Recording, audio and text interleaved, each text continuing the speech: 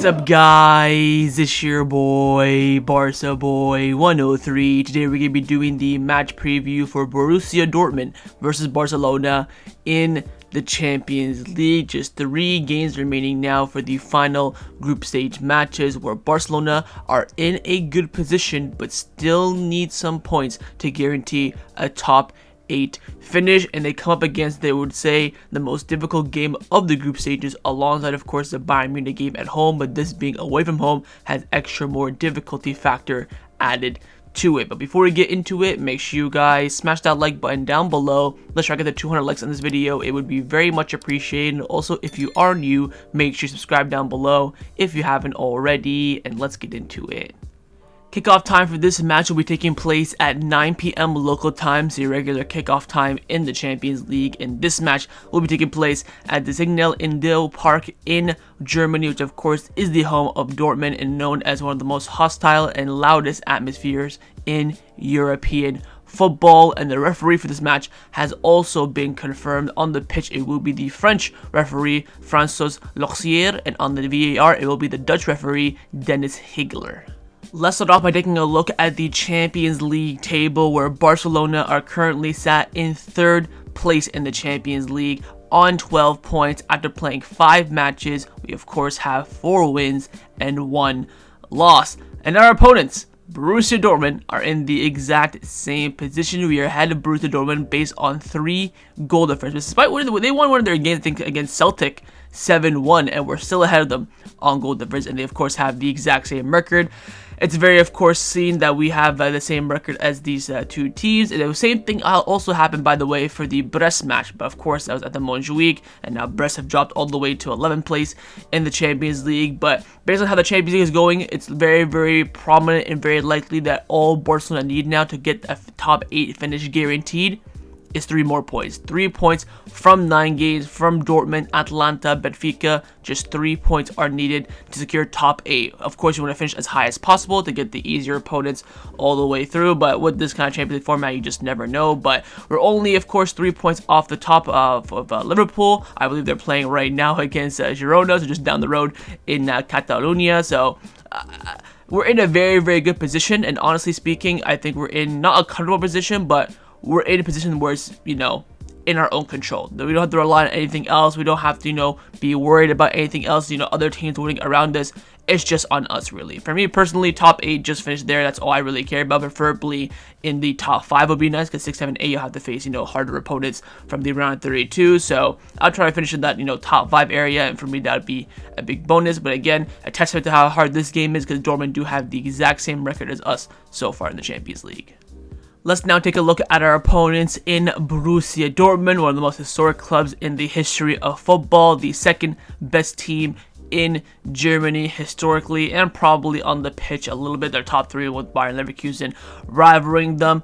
It's a team that we don't really face often. The last time we actually faced them was in the 2019-2020 Champions League group stages. I remember this games very, very well. In the first game away from home at the Signal Iduna Park, we drew there 0-0, very, very tight game. Barcelona didn't have too many chances. I think Messi had a chance, Frankie de Jong, Ansu Fati. They had a few chances as well. They also got a penalty, which I believe Nelson Semedo was the one who conceded it, and Ter Stegen pulled off a really good save from the Marco Rose penalty, and we end up, drawing 0-0, which of course is a result we would have taken before the game, with going to a hostile atmosphere like this. I think it was Barcelona's first game in that stadium in quite some time. And then in the second leg, the return leg, this game of course happened first. I think this happened like end of September, and then end of November we played, of course, the return leg, where Barcelona did win 3-1. It was the first game where Messi, Suarez, and Griezmann all got on the score sheet. I believe Jadon Sancho scored for Dortmund, some banger from outside the box. Honestly, just a wild speculative that went in, but it was a dominant performance from Barcelona. Dortmund were very, very poor in that first half, but again, this game was 5 years ago. You can't really look into it too much. But our head-to-head record previously in recent affairs isn't too bad. Now, in particular, where they are right now in the Bundesliga, they're currently sat in 6th place in the Bundesliga on 21 points after playing 13 matches. They have 6 wins, 3 draws, and 4 losses. You look at their last 5 games in Bundesliga actions: 2 draws, 2 wins, and 1 loss. So very reminiscent of what Barcelona's recently form is in La Liga, but the fact that they're in 6th place isn't too well for them. But they're only 5 points off that top 4 area pretty much. So they're not well truly gone. Very much like Serie A for the, of course, taken away from Bayern Munich from 2nd to 7th or 8th. It's very, very tight. So I'm sure they'll be able to finish in that top 4 no problem. But right now they are in 6th place. Now, if you take a look at their last 5 matches in all competition, in their last match, they drew 1-1 with Borussia Mönchengladbach, they drew 1-1 with Bayern Munich, they beat Dinamo Zagreb 3-0, they beat Freiburg 4-0, and they lost to Mainz 3-1. Let's take a look at the last 3 games in all competition. Firstly is the 3-0 win in the Champions League against Dinamo Zagreb. Their last match, it was a very comfortable win for Borussia Dortmund. You can see the lineup, of course, they very much play in the 4-3-3 consistently. There's threats everywhere to look out for a team like this. And again, it was comfortable for them against Dinamo Zagreb in Croatia as well. The game started off quite slowly, but once Dortmund got that goal, it was cruise control. Very similar to what we did against Red Star Belgrade. It's a very similar trademark to every team in Europe. When you have these difficult random away games in Serbia, Croatia, Azerbaijan, whatever, just getting that first goal is always crucial. Then after that, you should be alright. Dinamo Zagreb did have a few chances in that second half, but once they got that second goal, the third goal came from a counter attack in the 9th minute. It was pretty much game over for them, and a deserved win for Dortmund. The next match, of course, was in the Bundesliga. It was Der Classic. It was Bayern Munich against Dortmund at, of course, the Signal Iduna Park. 1-1 draw. Dortmund did go 1-0 up with Jamie Gittins gained on the score sheet, and then took, I believe, an 80th minute Jamal Musiala header from a free kick that bounced around to salvage the point. You would say, based on the game and how it flowed, Dortmund probably deserved to win, but probably a draw was a fair result. Bayern Munich did have a few chances as well. A very even game for when you look at Bayern Munich on paper being far superior to Dortmund. You can see the lineup, of course, they've been hit with a lot of injuries recently as well. So the fact that they still competed and got a 1-1 draw against, Bayern Munich for their level in the Bundesliga, it is quite, a big difference. It's no mean feat there by Dortmund, especially in their home stadium. And their final match in all competition, away game, Borussia Mönchengladbach, the Borussia derby, I guess you could say, that ended in a 1-1 draw. Again, Dortmund going 1-0 up, and then I believe the goal conceded by Borussia Mönchengladbach was a penalty, if I'm not mistaken, or I believe they had I believe they scored from a corner that was ruled off offside. But anyways, nonetheless, it was a tight game. But yeah, again, Dortmund's still always in it, despite the affairs and the occasion being, tight and, niggly. They're still there competing. Again, this team was in the more so the 4-2-3-1 formation. I did watch the extended highlights for this game. I'm not going to lie and say I watched this game, but a lot of chances for Dortmund in the first half, especially with Sabitzer in behind. Guirassy had a few chances as well, but nothing was very clinical for them. You can see in these last 2 games when they faced, opponents on their level or greater to their level, they don't score too many goals because they failed to create, they failed to convert a lot of their chances, which is going to be, I think, very evident in this game as well. So again, tight game for them, disappointing draw for them. And they did also play on Saturday as well, so they are no extra time rested. They are, of course, not traveling to another country, but we are, so I guess you can take that into effect. But a 1-1 draw and probably a fair result against the run of play. Now, on the screen right now is the line that I believe that Yuri Sahin will select for this match. Dortmund are hit with some key injuries that hopefully he can take advantage of. I think he will pick, of course, Kubal in goal. A back four, the Emre Can or Ryerson should be switched. My bad, graphical error. But Ryerson at right back, Emre Can at center back, Slotterbeck at the other center back position, and then Ben Sabani at left back. Right now they have Nikel Sule and Anton all injured. The only fit natural center back they do have is Schlotterbeck, so I believe that Sahin will drop Chan from the midfield and put him in the defense. In the midfield, you have Namachia and Pascal Gross at the double pivot with Sabitzer in the 10, Bier on the right, Jamie Gittins off the left, and Guirassy up top. Again, Julian Brandt is dealing with an injury. I believe Karim Adeyemi is dealing with a bit of a knock as well, who could be back for this game, probably on the bench, maybe not as a starter. Doniel Malen could be an option in that front line, but he's picked De Beer in the last few games. I think he wants to keep the lineup a bit consistent and trust in a natural winger instead of a striker out wide. He could go balls to the walls and change his formation to a 4-4-2 and have Guirassy and Malen as a front two, with Jimmy Gittins off the left and play maybe a midfielder on the right hand side. That could be an option, but I think he will keep it fairly straightforward. But I believe this will be the lineup that Yuri Sahin selects for the match against Barcelona tomorrow.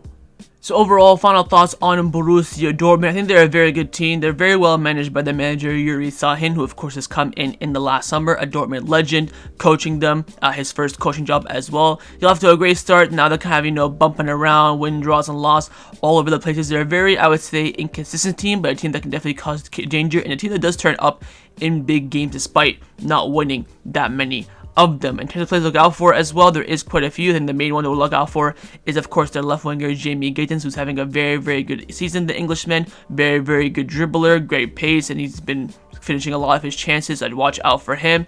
Kubal in goal tends to be very, very good in big games as well, but does have a mistake in him. Apart from that, I would say the team is just not average, but at an okay level. Of course, Pascal Gross can play well. He's very good for Brighton, but hasn't really turned up for Dortmund. Martin Sabitzer, he's a good player as well. These are all good players that either play well and look world beaters, or they look average. It just depends on what version of them really comes up. Only Jamie Gittens, I feel like, has been the most consistent player for them this season, alongside Kubal as well. Schlotterbeck is their only center back, so he's been very consistent week in, week out, especially with the minutes that he's been getting. Same with Ben Sabine, the left back. But everywhere else in the team, it's always been chopping and changing and turning. They have good games and bad games, so depends on what version we see of them. But if we do see their best version, it is a very, very threatening team that can cause some serious damage to Barcelona.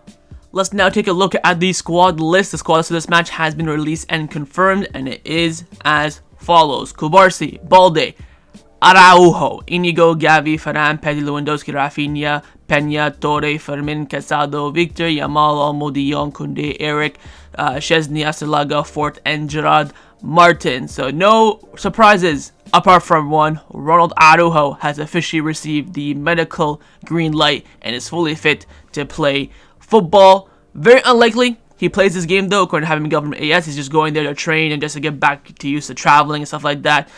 His inclusion to the squad will mainly be symbolic, as the coach Hansi Flick does not want him to miss any group training sessions. Everything goes smoothly. He will actually return this Sunday against Leganes. That is the plan for Araujo, but again, the full medical green light has been given to him, and he's now fully fit to return, and it is going to be a big player returning for Barcelona, both on the pitch, of course, mentally, the leadership, and also the ability as well. Now, Fernando Porto of Mundo Deportivo came out saying the decline at Barcelona is being analyzed by the coaching staff and Barcelona's sporting department. There is concern, but not panic. According to several members, the team lacks more intensity in key moments of games, and this is affecting their pressing, battles for loose balls, and overall competitiveness. This lack of aggression will be partially addressed once Hansi Flick gets Araujo back. Jaime Miguel also came out saying the dressing room was very affected after the game against Betis more than ever, so Flick did not school the players too much after the draw against Betis when he saw them in the state, but told them that the situation was worrying. So a lot of worrying signs in the media about the team's mentality, how we've been playing. The drop-off level over the past month has been staggering. We've had maybe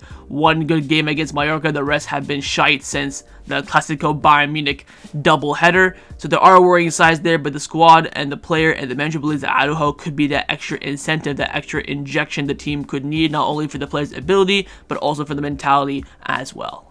Time now to get into the press conference reaction of Inaki Pena. As we all know, in European competitions, a player always accompanies the manager during the presser, and today Inaki Pena was selected as the player. So let's go and see what he had to say in the presser this afternoon in Germany. He came out saying that when you start playing football, your dream is to participate in matches like this, a stadium with 80,000 people, a great rival. We will have to be very focused and give our best, and we know what we have to do to win. Mentally, I'm the same. It's true that everything counts. Having minutes, continuity gives you confidence. The first games were positive, and that helps. It's positive, and I'm super grateful for the confidence the manager has given to me. During preseason, we assimilated the change at the defensive line much higher.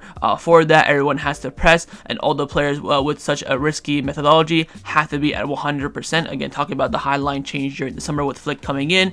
Being at a club like Barcelona requires you to be at 100% for every 2 or 3 days, and people are going to judge you by your performance. If we win tomorrow, it'll bring us much closer to our goal in a clear way. Then asked about his similarities to his game between him and Ter Stegen. He said that, look, I've been training with Ter Stegen for many years now, and although everyone has their own style, you can also learn as well. I learned from him, I learned from Tech, of course Szczesny, or anyone who comes from the B team to train with us like Cochin or Arcelaga. And finally, conclude off by saying that Hansi Flick has told us that we have to go back to our the way that we used to play that made us unstoppable at the beginning, and we are very motivated to return to that level. And that included Inaki Pena's press conference reaction ahead of the match against Borussia Dortmund tomorrow.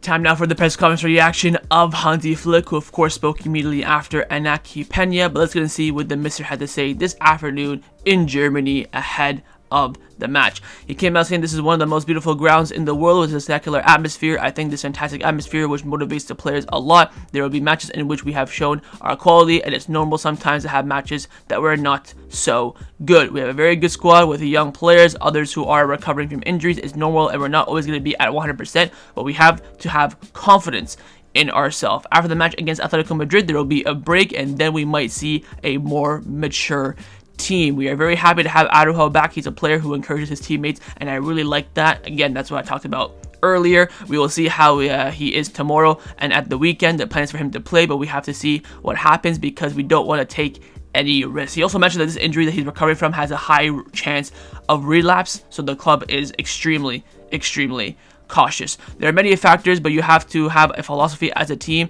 It's important that all the players know that what they have to do and have the conviction to do so. During the Betis second goal, it was clear that we did not know how to defend. He said he was talking about a lot of the team players need to adapt to situations in games, especially in those kind of moments where there's 2-1 a few minutes ago. He's saying that the players should have man marked, but like I said, they zonal marked, and that's why Diao got that free header, and it should be a goal that is very easily preventable. They was asked on Frankie de Jong, saying that, "Oh, Frankie de Jong not doing too well. The fans don't like him. What are your thoughts?" He said, "Look, Frankie de Jong for me is an important player because because of the way he behaves in training and in games. I'm not interested in what is said from the outside because he is a very key player for us." He also said that the team needs Lewandowski, but he also needs the team. Games are not won by one player alone. If you look at his goals, it's clear that it's all key in the team's build-up. He's very decisive, but he needs his teammates as well. And Flick concluded off by saying that Lamine is always capable of giving his all. He has a spectacular talent. And that concluded Hansi Flick's press conference reaction ahead of the match against Borussia Dortmund tomorrow. Let's now get into the lineup prediction. We're going to start from the manager, of course, Hansi Flick. I'm going to try my best to predict his lineup. I think it actually will be very easy to predict because I personally believe that Hansi Flick will pick the exact same team that he selected for the Betis match. 4-2-3-1 with Inaki Pena in goal, a back four of Kounde, Kubarsi, Inigo Martinez, and Balde. Midfield three of Pedri, Casado, and Olmo. And front three, Lamine Yamal, Lewandowski, and Raphinha. I could see him making one change, maybe bringing in Gavi for Pedri, maybe Frankie for Casado, maybe for Min, but apart from that, I don't think he will. I think he will keep the exact same team. I think his plan is to fully rotate against Leganes this weekend. That's what I think his thought process is. And after after playing this lineup against Betis and not getting the result, I think he wants the players to prove a point and also to prove a point to himself as well. This is right now by far away our best team on paper. So I believe he will pick the Gala 11, so to speak. But of course, in the comments down below, let me know what you think Flick will go with. Now I'm going to show you guys my lineup, what I would do if I was the Barcelona coach, and I have made two changes from Flick's lineup prediction. The first change is in the defense. I have brought in Eric Garcia for Pau Kubarsi, and I've also brought in Gavi for Pedri. Now the Gavi for Pedri is very self-explanatory. I want to rest Pedri. Again, we have a lot of games coming up even after the Christmas break. I know the Christmas break is coming up. Let's just rinse all of our players, but I don't want to take any risks. I think Gavi for Pedri is not a massive drop-off in terms of the system and talent. Of course, Pedri has a few things where he's better than Gavi, and Gavi has a few things where he is better at than Pedri. So I think it's not a terrible drop-off. I think it's very much, not even the best drop-off, especially in a hostile atmosphere where the game will be intense in those first 10-15 minutes. I want a dog in the midfield, and that's what you get with Gavi. Now bringing Eric Garcia for Kubarsi, just to rest Kubarsi. I think if you look at Barcelona over the past 10 years, every time we start a player, like a squad player in a big game out of nowhere, they tend to perform well, especially with Eric Garcia not having too many minutes over the past few games. I think he came on against Mallorca, and that's it. I don't think he came on against Betis. He's fully fresh, ready to go, resting a key player, and also giving him a big chance as well in a big game away from home. Maybe give him that extra incentive, that extra motivation. That's my thought process around it anyways. But those are the changes that I would personally make if I was the manager. And of course, in the comments down below, though, let me know if you'd rather pick my lineup or Flick's lineup. Time now for my score prediction. What do I believe the result will be in this match? I have gone with a high scoring draw of 2-2. Of course, the exact same result in the match against Betis. If you offered me a 2-2 draw right now, this very second, I would take it. I think a draw is a good result for Barcelona in this game, especially with two games, Atlanta, Benfica, needing just a win basically in one of those games to secure top 8, I'll absolutely take it. I think, again, a draw in a game like this can maybe give the team a bit of confidence and motivation for the Leganes and Atletico Madrid game, but it's going to be tough. The atmosphere is going to be crazy. Dortmund tend to get up for big games as well. Even though they don't really win too many big games, they tend to definitely get up for it, show up in that first 20-minute spell as well. They're usually very dangerous. They, of course, scored the first 20 minutes or 25 minutes against Bayern Munich, so they're a dangerous team. We're a dangerous team as well. I think, of course, we are the superior team. We are a better team. I think we play 10 times in a neutral ground. We probably win 7 of those, maybe even 8. But again, in a stadium where 80,000 people are against you to win the game, it will cause difficulties. But also, I am really banking on the team to give us a bounce back. This team, for some sort of reason, loves to perform at the high level in the Champions League. So that's why I believe that this team is extra motivated for a game like this. Away from home, good team, great atmosphere. You need a bounce back. It's the Champions League. I think it's all in there for a reaction from Barcelona. The most important thing for me is that I see a reaction. I want a good performance. If we draw in a good performance, I will still take that. But as long as we don't lose, I think we will walk out of here with a W. But I have gone with my official prediction as a 2-2 draw. But of course, in the comments down below, let me know what you think the scoreline will be. So that was a match preview for Borussia Dortmund versus Barcelona in the Champions League. Hope you guys enjoyed this video. If you did, of course, make sure you drop a like down below. And of course, in the comments down below as well, let me know your thoughts on everything we did discuss. The main thing I want to know firstly, of course, is your score prediction. But secondly, on those lineups. Firstly, would you rather pick my lineup or Flick's lineup? What do you think Flick will go with? What would you go with? You're the manager. Leave me all your thoughts down below. And of course, make sure you guys subscribe down below as well if you haven't already. And I will see you guys tomorrow for the live watch along. Set the reminder on the screen and come and join me, watch the game with me. Follow for the match by my match reviews. I'll see you guys tomorrow. Big game ahead. Let's secure top 8 and get that, criteria out of the way and over with. Take care and Forza Barça.